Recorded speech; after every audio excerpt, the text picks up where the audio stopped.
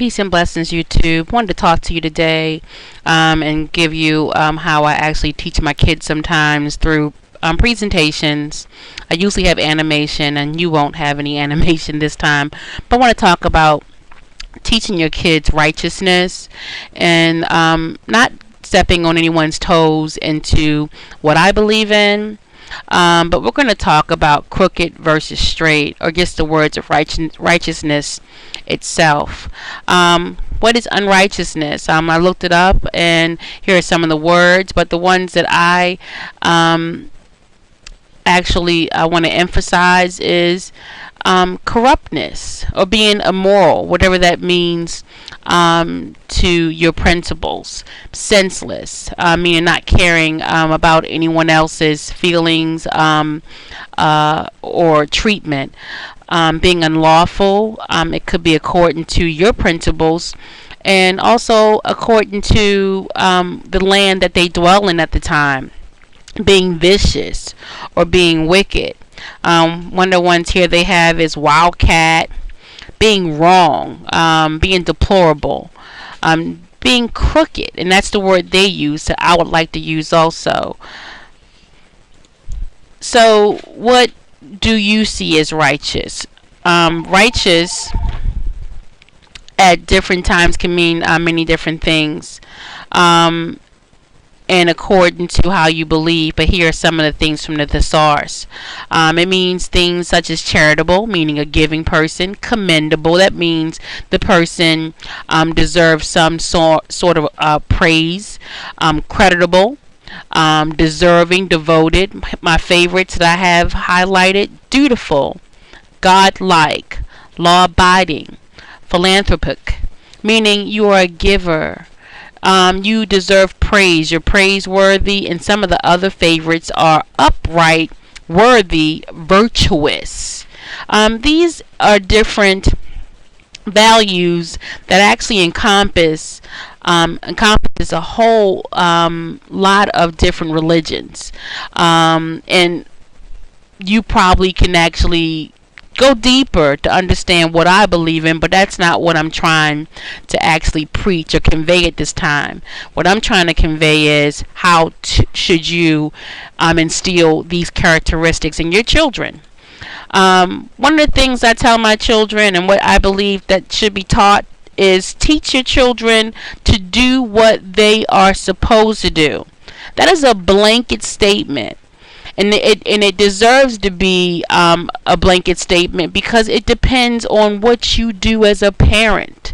As a parent, and you tell your children what they're supposed to do, and you're the parent, then there are their rules. If you teach them the ways of Christ in Christianity, or in Judeo Hebrew religion principles, or Islam, or any of the others, but it comes forth from the parent. So once you give out those principles to your children, then they should know what to do. So I always tell my children, and I tell other folks that I know, tell them to do what they're supposed to do. I actually use that for myself sometimes. I'm like, you know what? I'm not doing what I'm supposed to do. That gets me right back on track every time. So until your children learn all of the principles that you want them to learn from your holy book, from your heart, I'm hoping it's from the Creator, you tell them short and simple: do what you're supposed to do, and that is what I've told you. Other things I taught my children too, I use this word a lot: honorable, and showing honor. Some of the same exact synonyms are within this definition of honor. We also have faithful, high principled. Now, high principled mean a person who is full of principles, a person who has a lot of principles. But what are the principles? The principles are what you have taught them: to be honest, to be honored, to be righteous, to be straightforward, to be trustworthy, truthful, upright, and virtuous. Again, some of the same synonyms. You teach your children the ways in which you want them to lead this type of life, an honorable life. So, what is your goal for your child? One of the biggest goals for my children is I want them to fulfill their purpose and their destiny.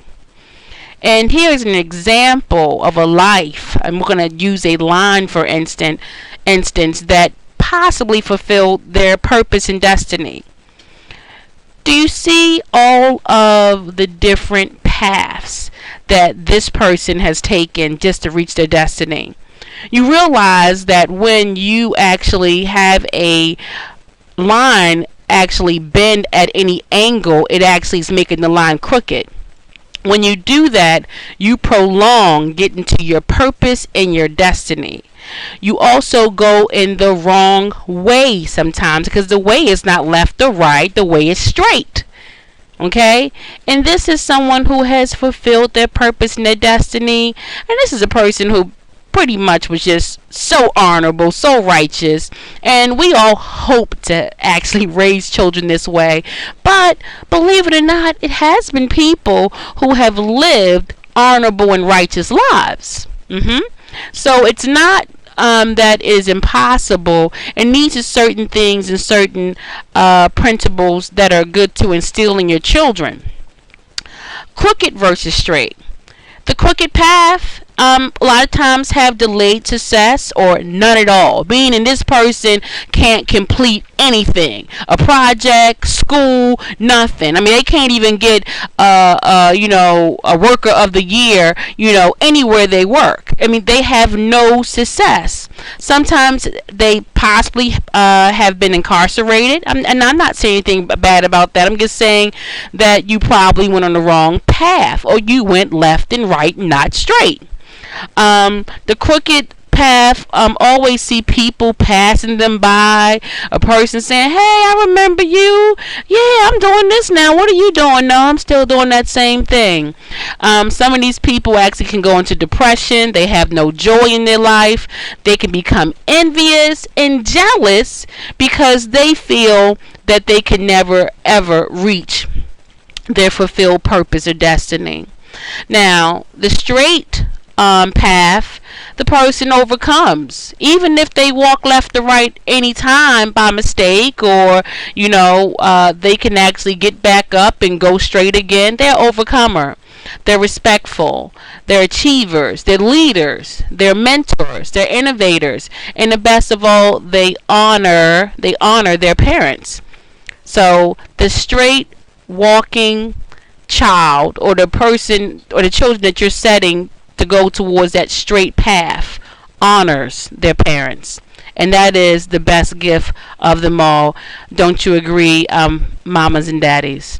All right, peace and blessing, guys. Hope you enjoyed this.